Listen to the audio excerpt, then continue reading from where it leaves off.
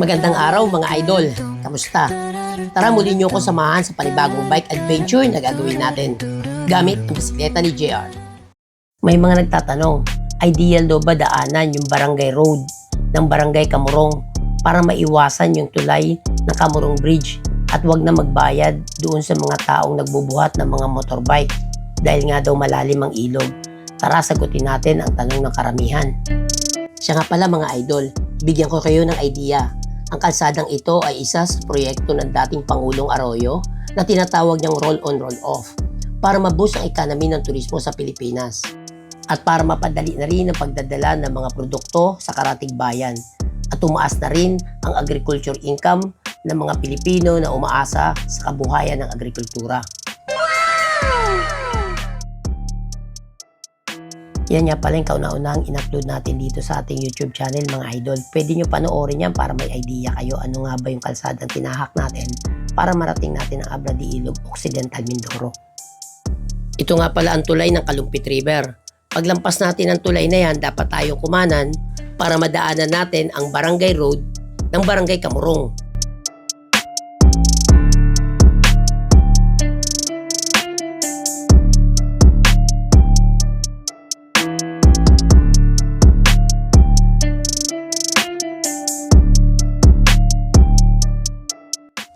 Pagbaba nyo dito, kailangan nyong kumaliwa at yan ang umpisa ng papasok sa sentro ng barangay Kamurong.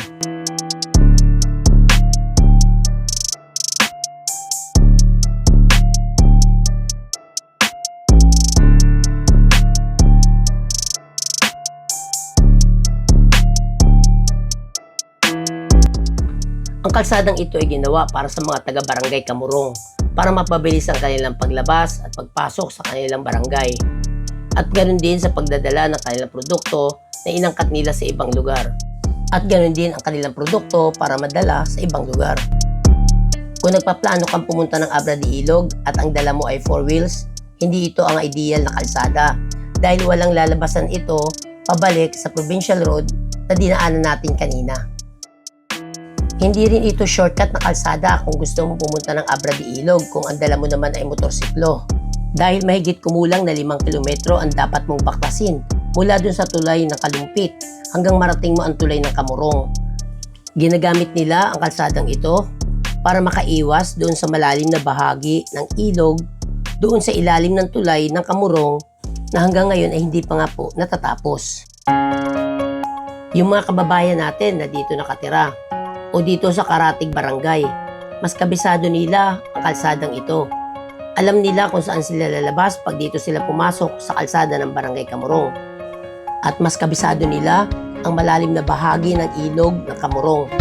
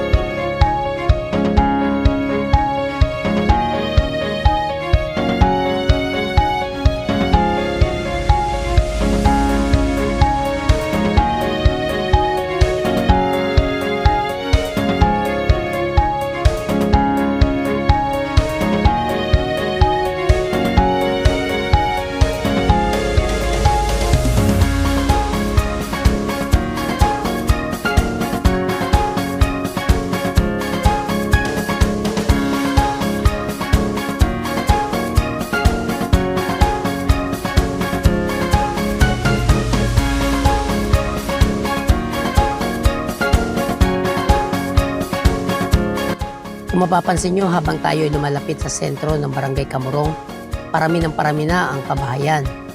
Pag-araw ng linggo, walang pasok ang eskwela. Karaniwan sa mga kabataan dito ay naglalaro sa tabi ng kalsada. Dobling ingat mga idol sa pagpapatakbo ng ating mga motorsiklo.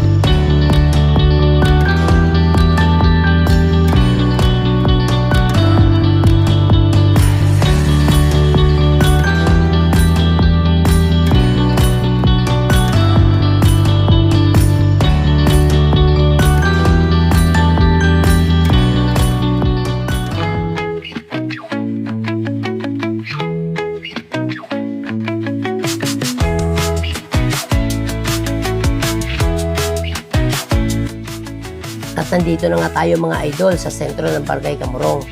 Mas makitid na ang kalsada dito kumpara doon sa dinaanan natin kanina.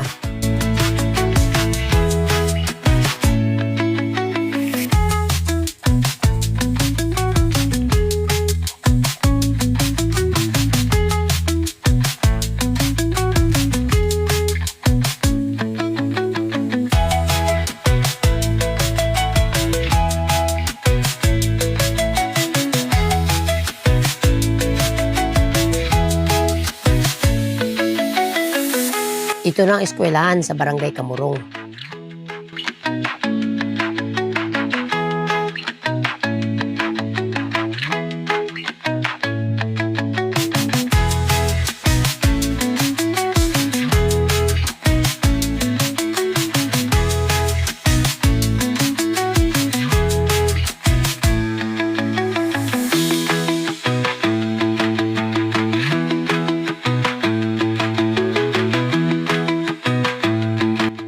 Dito na rin matatapos ang konkretong kalsada paglampas natin ng paaralan ng Kamurong.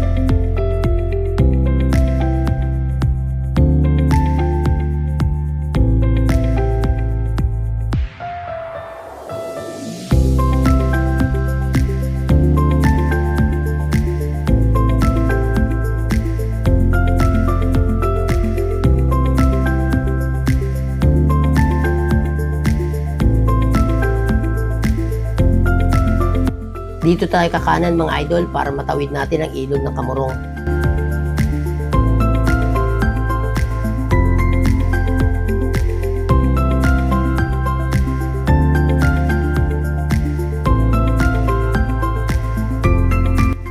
Ang dinadaanan natin ngayon ay bahagi na ng ilog ng Kamurong.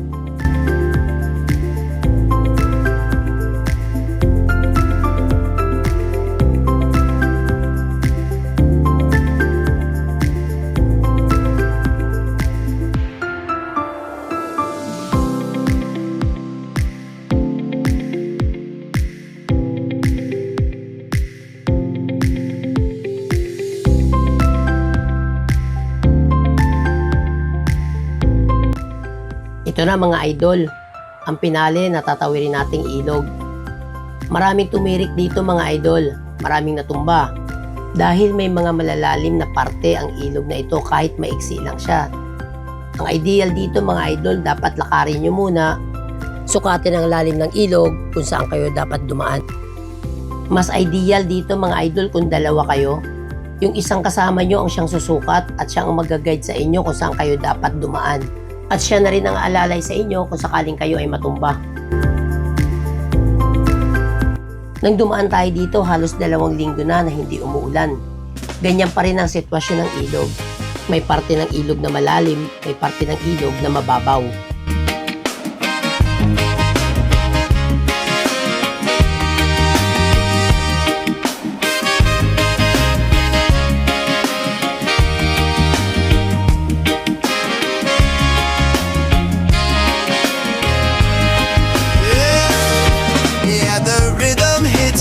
Tropical storm. Uninhibited souls, we rise and transform. Reggae beats free the captive mind. In this dance of life, we leave all worries behind. Kung hindi pa kayo bihasa mag-drive ng inyong motorsiklo at dadaan kayo rito sa technical na daanang ito, Mas mainam pa na akayin nyo ito mga idol o magpatulong kayo sa ibang mas magaling mag-drive ng motorsiklo para maiwasan na rin ang aksidente pagkatumba at pagkalunod ng inyong motorsiklo. At kahit bisikleta ang gamit ko sa pagtawid ng ilog na ito, hindi ako nangahas na padyakan ng aking bisikleta at tawirin ito. Wala akong ibang option kundi buhatin o akayin ang bisikleta ko para tawirin ang ilog na to.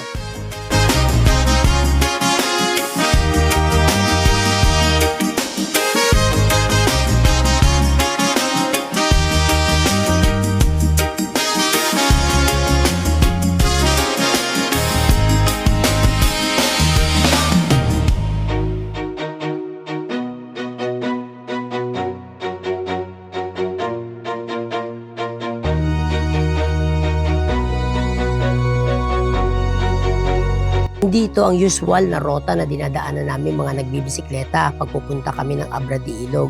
Mas pinipili namin daanan ng provincial road dahil sa mas maiksi na ang rota, mas mabilis pa siyang daanan.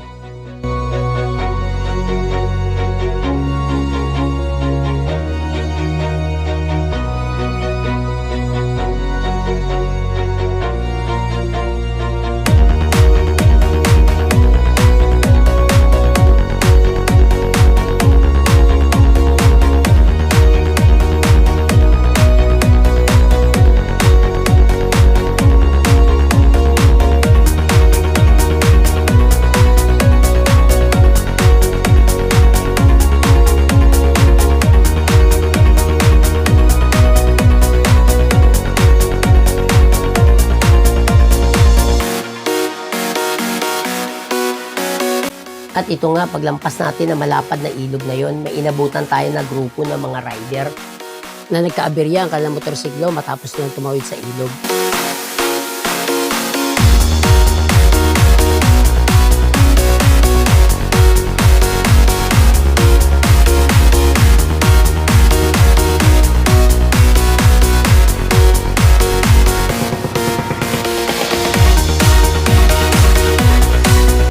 Kaya ginawa ko ang video ito mga idol para maintindihan nyo na ang kalsadang ito ay hindi ito para sa mga taong rider na hindi nyo kabisado ang lugar. Walang tutulong sa inyo dito mga idol pag kayo ay nagkaroon ng aberya. Puerto Galera lamang ang pinakamalapit na bayan na pwede nyo puntahan kung sakaling kayo ay masiraan ng inyong motorsiklo.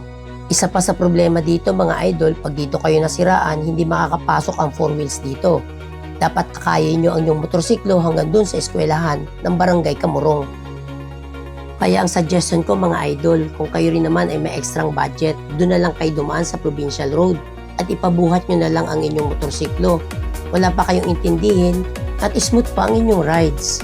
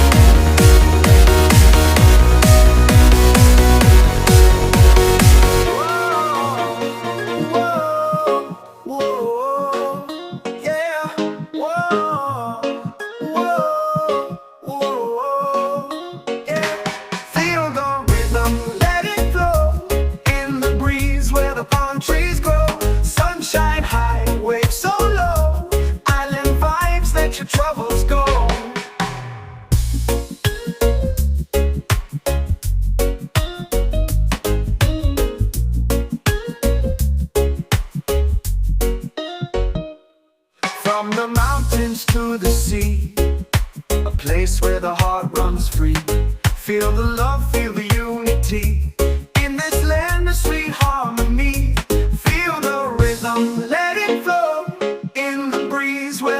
palm trees grow. Sunshine high, waves so low. Island vibes, let your troubles go. Feel the rhythm, let it flow. In the breeze where the palm trees grow. Sunshine high, waves so low. Island vibes, let your troubles go.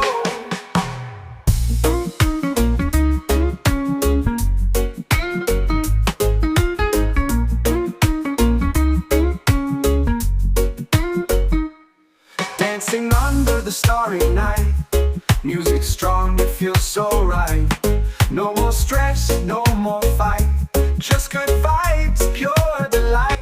At ito na nga mga idol, nalampasan na natin ang ilog at nandito na tayo sa tulay ng Kamurong. Sunshine high, waves so low. Island vibes, let your troubles go.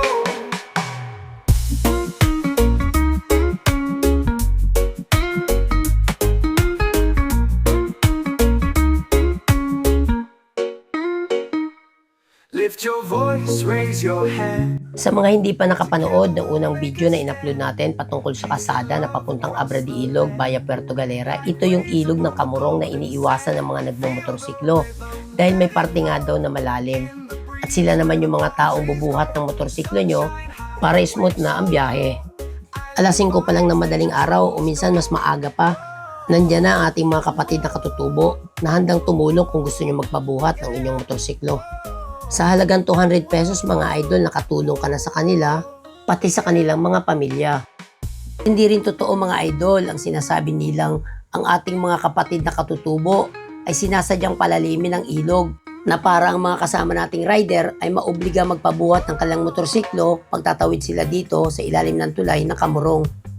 Sa katunayan, ang ilog na ito ay lumalalim dahil sa mga truck na may dala ng materyales sa paggawa ng kalsada at tulay. At ganoon din naman sa mga 4 wheels na kayang tumawid sa ilog na to. Sa katunayan, ibinabalik pa ng ating mga kapatid na katutubo ang mga bato sa malalalim na bahagi ng ilog para kahit sila ay hindi mahirapan tumawid habang buhat-buhat ang inyong mga motorsiklo.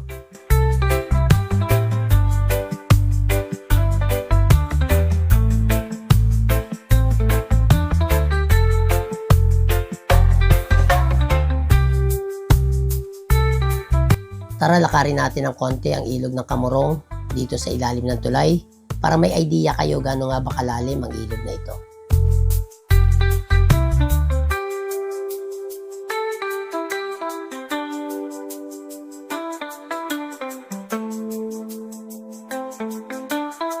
Ang kagandahan pag dito kayo dumaan, may mga taong handang tumulong sa inyo kung sakaling magkaroon ng aberya ang inyong motorsiklo.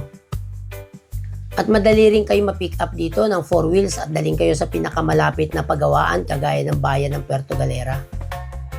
Ito nga mga idol na tayo pauwi na, dumaan pa rin tayo dito sa mas mahabang rota dahil nga sa gustuhan natin mag-insayo at alamin na rin ang kalagayan ng grupo ng mga rider na medyo nagkaroon ng aberya nung tumawid sila sa ilog. Sa kasamaang palad mga idol, hindi pa rin nila napapaandar ang kanilang motorsiklo.